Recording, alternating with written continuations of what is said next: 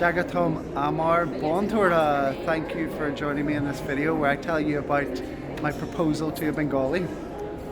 Isn't this a great venue, by the way? Look behind us. Oh my god. This is my friend Varun, by the way. On with the video.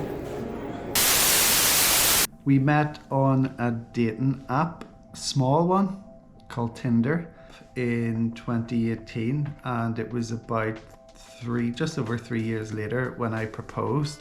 And our first date was in Hyde Park in London, and it was a really nice day, and we ended up at a place called Greek Street also in London, funnily enough, and it's where loads of clubs are. So we went from a walk in the park to clubbing kind of later on, doing shots and all the rest of it. It was a bit of a mixed bag, but it was a great first date. So how did I propose? She was having a party for her 30th birthday, and I thought the morning of that party would be a great time to propose, not only because we were already in her family home, but because later that day I knew she would see all of her friends and a lot of her kind of close family, so it would be a good time to announce it as well.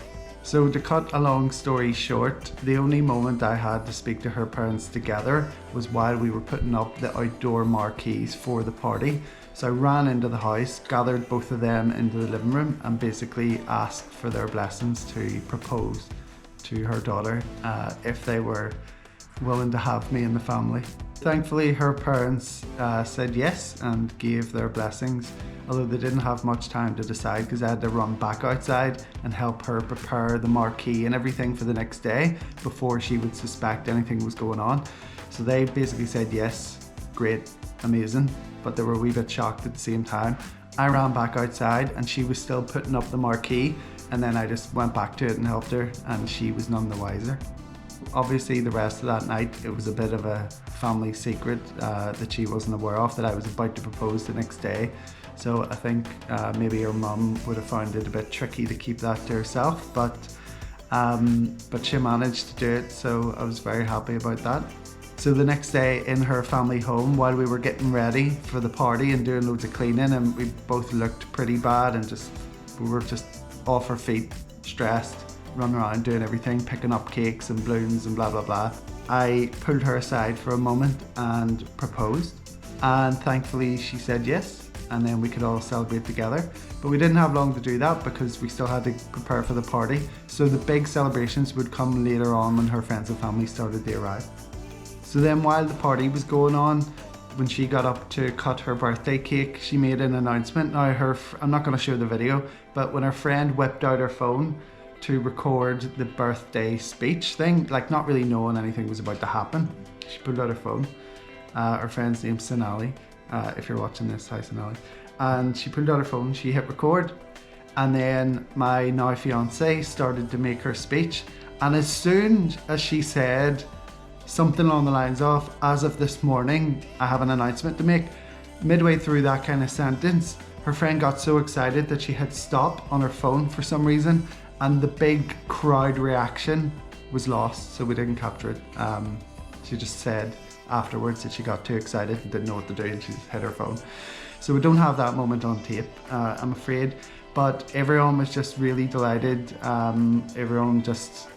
The drinks were going down after that. I mean, it was already going to be a big one for a 30th, but as soon as it became a joint kind of engagement party, celebration for engagement, all bets were off. And yeah, you should have seen the state of everyone at the end of that night. It was a pretty good night. Here's some footage from that 30th birthday where she had lots of friends and family show up, and we all had a great time.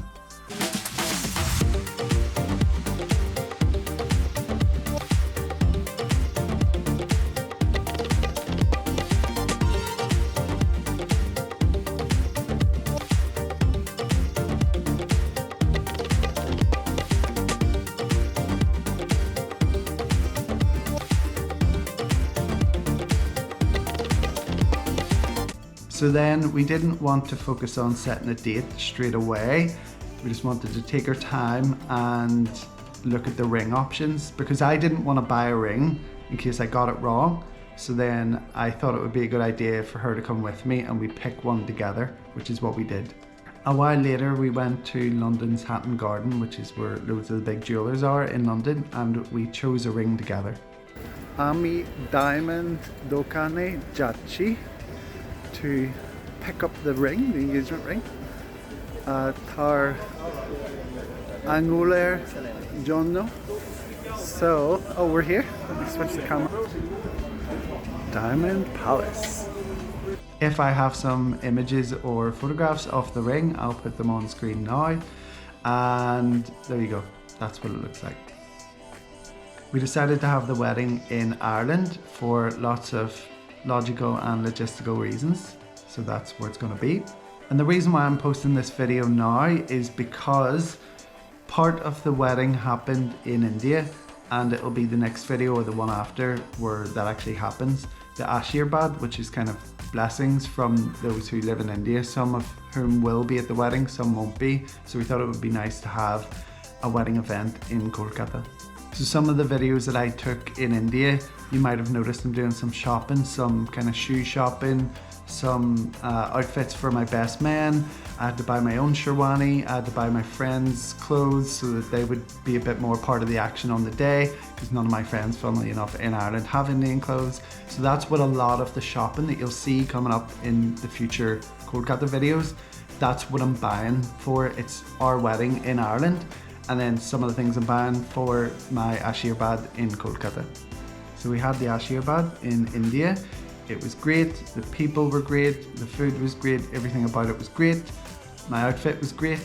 So the next big thing is the wedding itself, and we're currently in the stages of planning it.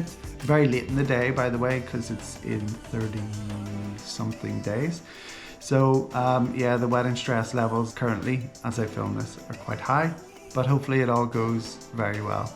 And I almost forgot to say, if you have any questions about anything from the proposal to what the wedding's going to be like, please ask below. And if you have any great or horror stories about getting married to someone of a different faith or race, please let us know in the comments as well.